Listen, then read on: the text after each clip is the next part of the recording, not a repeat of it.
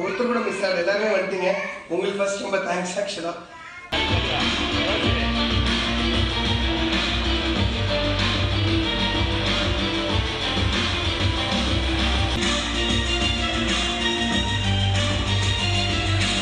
ஒரு பெரிய ரோல் நீங்கள் ப்ளே பண்ணியிருக்கீங்க. இந்த மாதிரி ஒரு அகாடமிஸ் த்ரூ அவுட் தமிழ்நாடு வளர்ந்துட்டு வருது CSK academy. So well done guys, great job young team.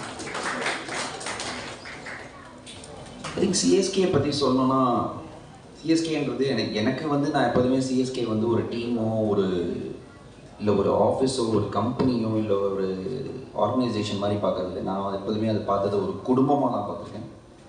So சிஎஸ்கேன்றது ஒரு ஃபேமிலி. ஸோ இந்த kids, you are part of CSK academy, welcome to the family அப்படின்னு தான் நான் சொல்ல விரும்புகிறேன். Best place to be, best team I have been involve with.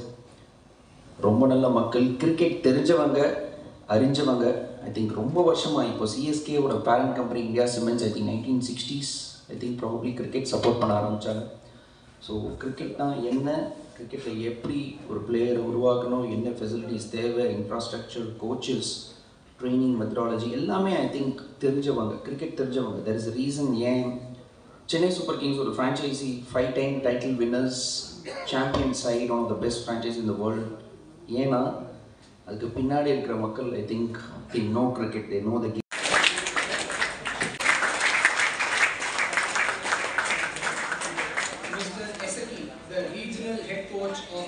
ஒரு cricket பண்ணணும், அதாவது நம்ம ஊரில் இங்கே ஏதாவது பண்ணணும் அப்படின்னு சொல்லிட்டு பிளான் பண்ணோம்.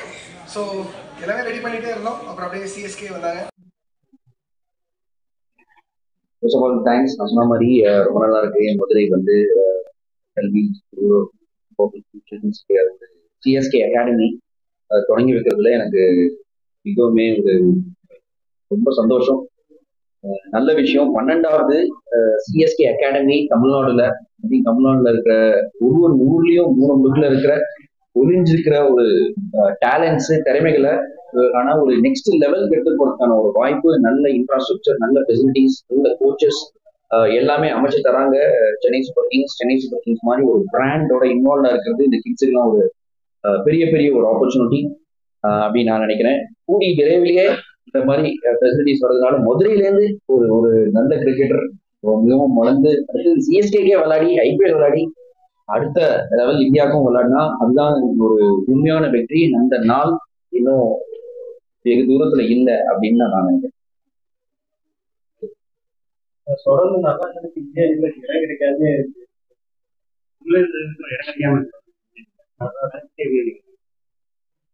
இல்ல சார். இது நீங்க அகாடமி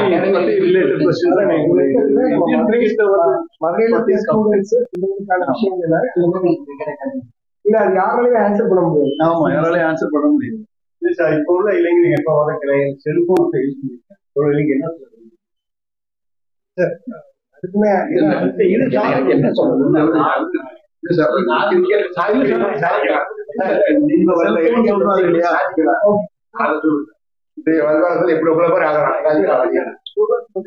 உழைப்பு தாங்க ஒரே ஒரு விஷயம். ஐ திங்க் நீங்க உங்க கேட்கிற கேள்விகள் எல்லாத்துக்குமே ஒரே பதில் எனக்கு தெரிஞ்சு உழைப்பே உயர்வு. ஐ திங்க் நான் வந்து வளர்ந்தது சின்ன வயசுல இருந்து விளையாடி எனக்கு நல்லது கெட்டது எல்லாமே கத்து கொடுத்தது இந்த கிரிக்கெட் தான்.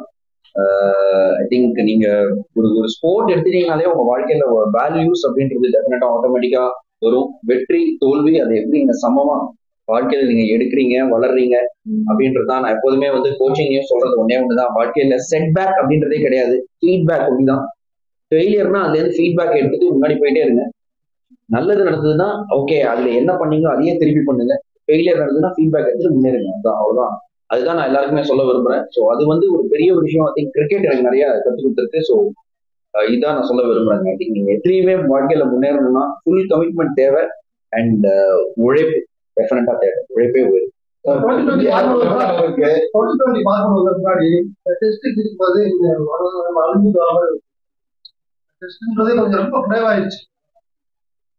அதுக்கு என்ன இப்போ அதனால ஒன்றும் நல்லது கெட்டது அப்படின்னு சொல்ல முடியாது. மக்கள் நிறைய T20 தான் விரும்புறாங்க, நிறைய பாக்குறாங்க. அப்படிங்கும் போது எஸ் T20 இந்தியாவுக்கே பாத்தீங்கன்னா T20 ரொம்ப பிடிச்சிருக்கு.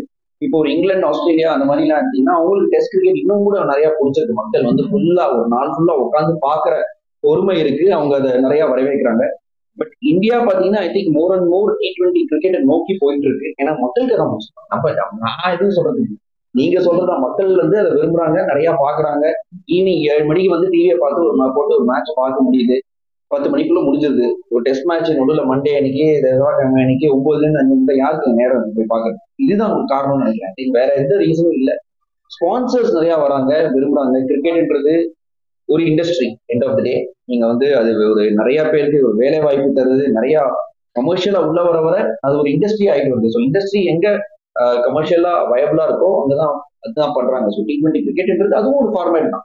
ஒரு ஃபார்மேட்டுக்கு அதிகம் கிடைக்கும் போது ஒரு ஃபார்மேட் கொஞ்சம் பேக் சீட் வாங்குது, டெஸ்ட் கிரிக்கெட் வாங்குது. பட் உலகம் நம்மளை சுத்தி மாறிட்டு இருக்கு. அதே மாதிரி தான் கிரிக்கெட் மாறி.